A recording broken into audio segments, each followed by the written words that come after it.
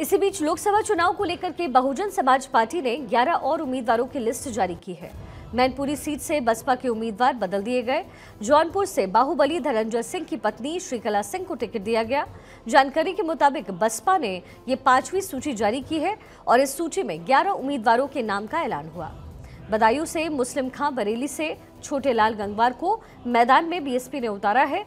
वहीं सुल्तानपुर से उदयराज वर्मा और फर्रुखाबाद से सीट से क्रांति पांडे को टिकट मिला। बांदा से मयंक द्विवेदी और डुमरियागंज से ख्वाजा शमसुद्दीन चुनाव लड़ेंगे। बलिया से लल्लन सिंह यादव और जौनपुर से श्रीकला रेड्डी को धनंजय सिंह की पत्नी है, उन्हें टिकट मिला, उन्हें चुनावी मैदान में उतारा गया है। गाजीपुर से सपा प्रत्याशी और सांसद अफजाल अंसारी के सामने उमेश कुमार सिंह चुनाव लड़ेंगे। वाराणसी सीट से प्रधानमंत्री मोदी के सामने अथर जमाल लारी को उतारा गया। मैनपुरी सीट से सपा प्रत्याशी और सांसद डिंपल यादव के खिलाफ बसपा ने अपना उम्मीदवार बदला।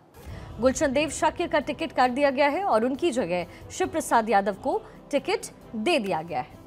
देखिए, बीएसपी कभी उत्तर प्रदेश की सत्ता पर काबिज थी, लेकिन अब सियासी बिसात पर बीएसपी संघर्ष करती नजर आ रही है। 2024 का चुनाव बीएसपी के लिए बेहद खास है। संविधान निर्माता और दलित आइकन BR अंबेडकर की जयंती पर काशीराम द्वारा स्थापित बहुजन समाज पार्टी परसों यानी कि 14 अप्रैल को 40 साल की हो गई। पार्टी ने कई राज्यों में 1990 और 2000 के दशक में दलित वोट पर एकाधिकार कायम करके राष्ट्रीय पार्टी होने का दमखम दिखाया।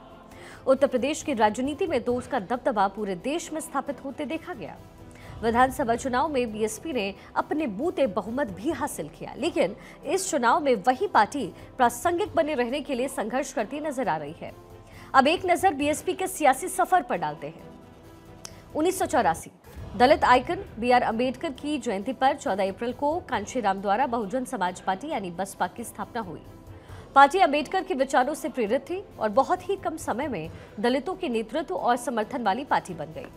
1993 बहुजन समाज पार्टी ने पहली बार 1993 में समाजवादी पार्टी के साथ गठबंधन किया, जब दोनों दलों ने उत्तर प्रदेश में गठबंधन सरकार बनाई। समाजवादी पार्टी के मुलायम सिंह यादव उस समय मुख्यमंत्री बने। 1995 SP BSP का गठबंधन होता है, जिसमें अन्य पार्टियों के समर्थन से सरकार बनाई गई। 1995 में ये जो साथ है तब टूट गया जब सत्ता के बंटवारे के सवाल पर उनके रिश्ते बिगड़े। SP कार्यकर्ताओं पर मायावती के साथ दुर्व्यवहार का आरोप लगा और इसके बाद मायावती बीजेपी के समर्थन से जून 1995 से अक्टूबर 1995 तक मुख्यमंत्री रही।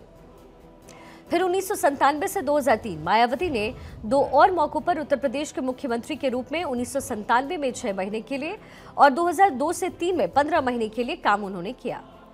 फिर 2001 कांशीराम ने मायावती को अपना राजनीतिक उत्तराधिकारी बनाया। 2007 बसपा ने उत्तर प्रदेश विधानसभा चुनाव में 206 सीटों पर कब्जा कर ऐतिहासिक जीत हासिल की और बहुमत हासिल करने वाली पार्टी बन गई।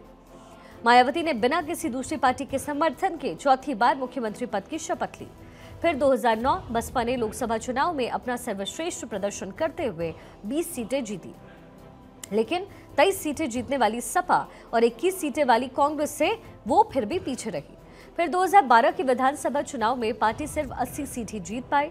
सपा के अखिलेश यादव ने CM पद संभाला। 2014 में बसपा को बड़ा झटका लगा और लोकसभा चुनाव में ये पार्टी एक भी सीट हासिल नहीं कर पाई।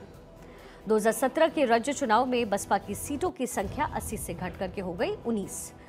2019 लोकसभा चुनाव में बसपा और सपा गठबंधन होता है। 15 सीटें हासिल करने में ये जो टीम है कामयाब होती है। बसपा के खाते में 15 में से 10 सीटें आई।